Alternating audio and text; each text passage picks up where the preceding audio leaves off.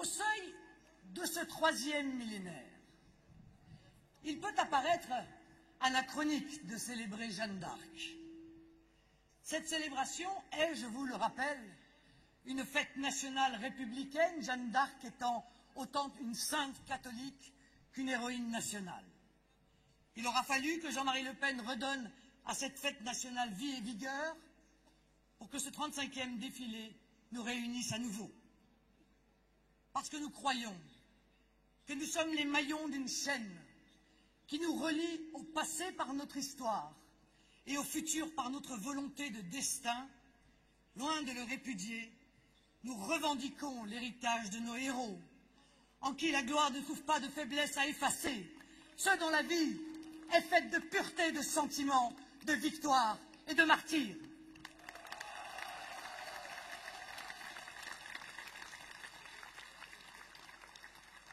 Ces récits nous instruisent autant qu'ils enracinent nos engagements dans l'histoire. Que dis-je dans l'histoire? Dans l'âme de notre peuple. Et parce que l'histoire veut aussi quelquefois nous faire des clins d'œil espiègles, nous retiendrons que le directeur de conscience de la petite Jeanne de Don Rémy, celui qui s'occupa à élever son âme et son esprit, la préparant ainsi à son glorieux destin, s'appelait Guillaume Front.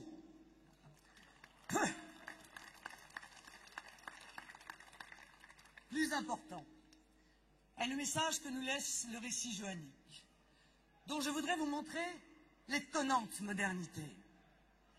Sorti de la glorieuse parenthèse de l'héroïque Du Guesclin, le plus français des Bretons, avec d'autres,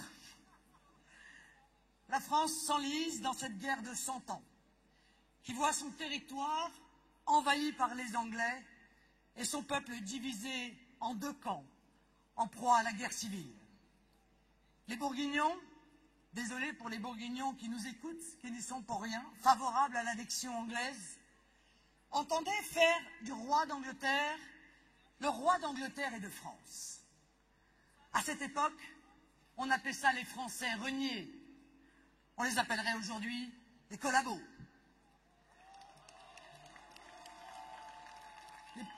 Les partisans de cette double couronne scellèrent leur forfaiture dans le traité de Troyes, avec la pseudo-bonne intention d'en finir avec la guerre de 100 ans et de construire, vous voyez que ça n'est pas nouveau, l'Europe de la paix.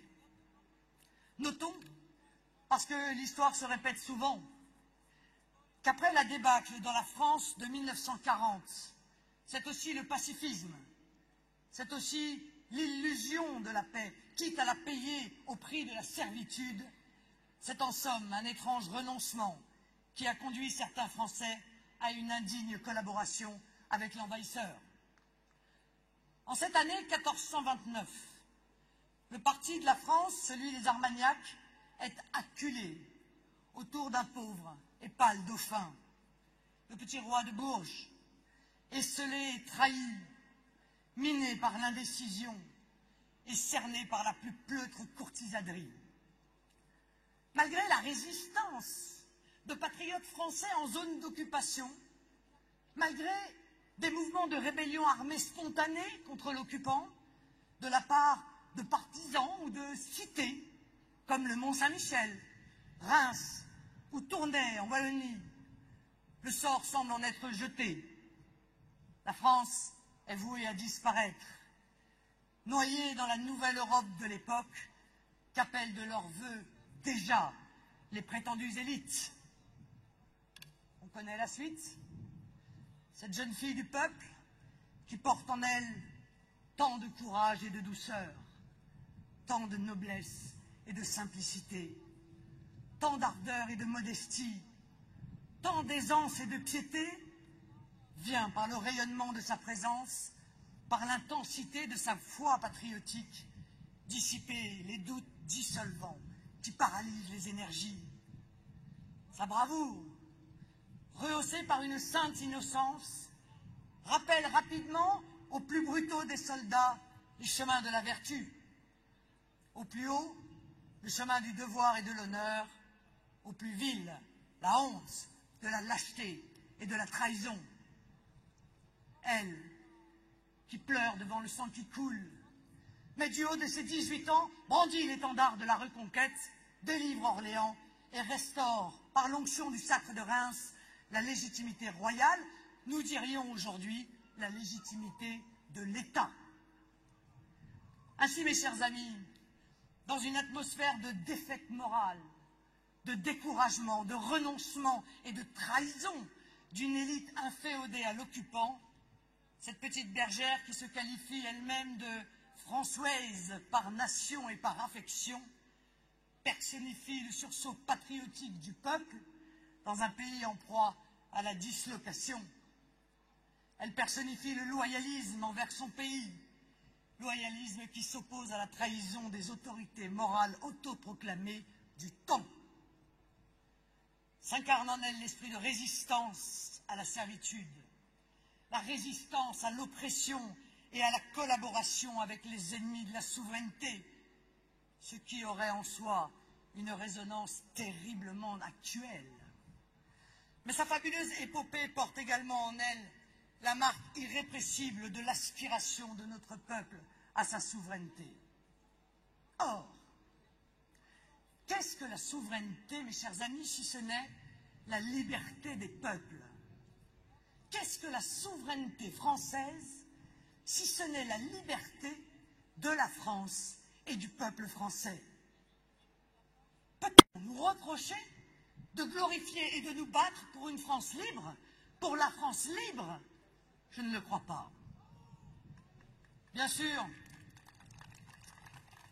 même si les traités de Maastricht et de Schengen n'ont pas été, comme leur nom l'indique, signés à Troyes, ils auraient pu l'être. Comment en effet ne pas faire aujourd'hui le parallèle avec l'entreprise anti-républicaine de captation et d'écrasement de la souveraineté française consentie par nos gouvernants de gauche et de droite et dont notre peuple est la victime?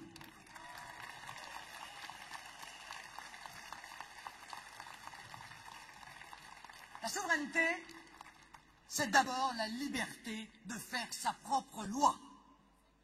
La souveraineté, c'est ce que dit la Constitution de notre République. Le gouvernement du peuple, par le peuple et pour le peuple.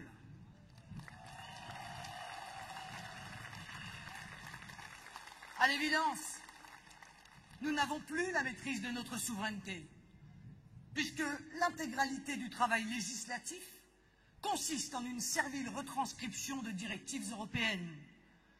Le troupeau parlementaire ne fait que suivre les chemins que son nouveau maître veut bien lui indiquer.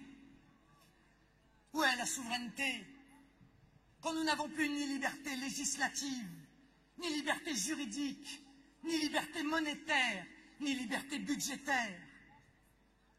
Aujourd'hui, de plus en plus nombreux ouvriers, fonctionnaires, chômeurs, agriculteurs, artisans, commerçants ou retraités, des millions de Français se tournent vers nous pour nous dire « Délivrez-nous de l'asservissement, brisez nos chaînes, libérez-nous ».